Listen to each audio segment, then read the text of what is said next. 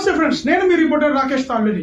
ప్రస్తుతం ఆంధ్ర రాష్ట్రంలో kerosene start అవుతుంది అని చెప్పి చాలా మంది కాల్స్ చేస్తున్నారు. అయితే ముఖ్యంగా తేయాల్సిన అవసరం ఏంటంటే ఈ కిరోసిన్ అనేది ఈ సిటీస్ లో ఎక్కడ దొరకదు, ఓన్లీ ఏజెన్సీ ప్రాంతాల్లోని మరియు గ్రామంలో కూడా ఇది దొరుకుతుంది. కిరోసిన్ అర్బన్ లో అయితే ఎక్కడ దొరకదు, రూరల్ లోని ఏజెన్సీ ప్రాంతాల్లోనే కిరోసిన్ వాళ్ళకి, ఎందుకంటే అక్కడ గ్యాస్ అందుబాటులో లేదు కాబట్టి వాళ్ళు అక్కడ చాలా ఇబ్బంది పడుతున్నారని చెప్పి ప్రభుత్వం ఈ నిర్ణయం తీసుకోవడం జరిగింది.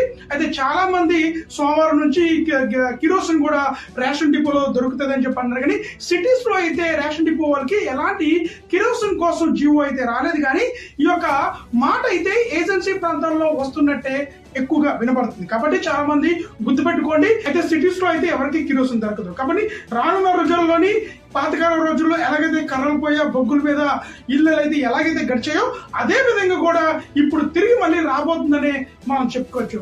Thank you friends, thank you so much.